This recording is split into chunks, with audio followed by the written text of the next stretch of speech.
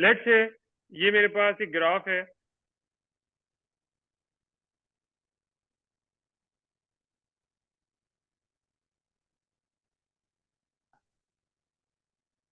और ये मेरे पास एक आ जाता है, मेरे पास ये बनी हुई है एक स्ट्रेट लाइन। ये क्या है बेटा, मेरी स्ट्रेट लाइन है। और इसी तरह मेरे पास एक आ जाती है लेट्स से कर्व। ठीक है, ये आ गया मेरे पास एक कर्व। अब आप जरा मुझे एक बात बताओ, ये कर्व इस लाइन से कितने पॉइंट्स पे इंटरसेक्ट कर रहा है? दो। दो। एक ये पॉइंट है और एक जी। ये पॉइंट है। सही है, जी। ठीक हो गया। तो इन दोनों का जो मिला के जो डिस्क्रिमिनेंट बनेगा, discriminant discriminant of combined equation will be greater than zero. ये मैं भी आगे बताऊंगा।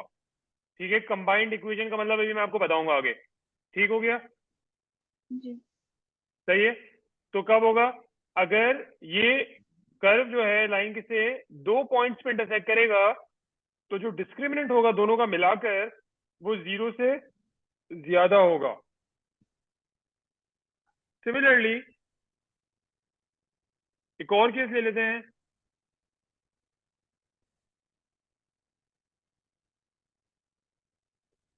एक और केस क्या हो सकता है हमारे पास? एक और केस हमारे पास ये हो सकता है ना कि ये हमारी लाइन है और जो कर्व है वो सिर्फ एक पॉइंट पे इंटरसेक्ट कर रहा है। देखो, अब कर्व क्या कर रहा है, अब कर्व सिर्फ एक पॉइंट पे इंटरसेक्ट कर रहा है।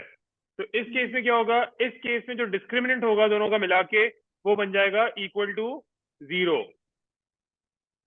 क्लियर? जी। ठीक है। तो जब दो पॉइंट्स पे इंटरसेक्ट करेगा तो डिस्क्रिमिनेंट जो है वो जीरो से ज्यादा होगा, और जब ये एक पॉइंट पे इंटरसेक्ट करेगा तो डिस्क्रिमिनेंट जो है वो जीरो के बराबर होगा। इसी तरीके से थर्ड केस क्या हो सकता है हमारे पास?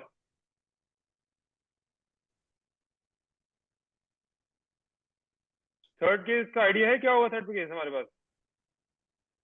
जीरो से छोटा होगा वो। क्यों? सही कहा है बिल्कुल आपने, लेकिन क्यों?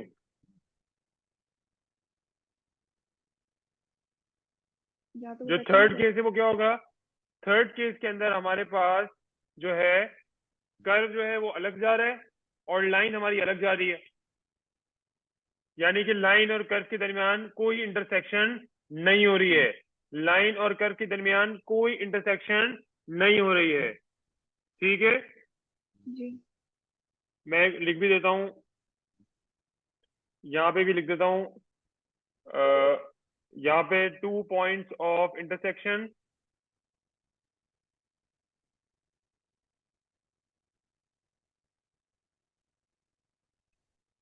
और यहाँ पे भी जो है वो बन जाएगा वन पॉइंट ऑफ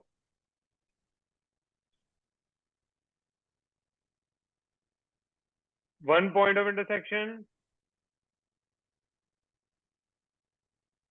ठीक है, और यहाँ पे बन जाएगा नो पॉइंट्स ऑफ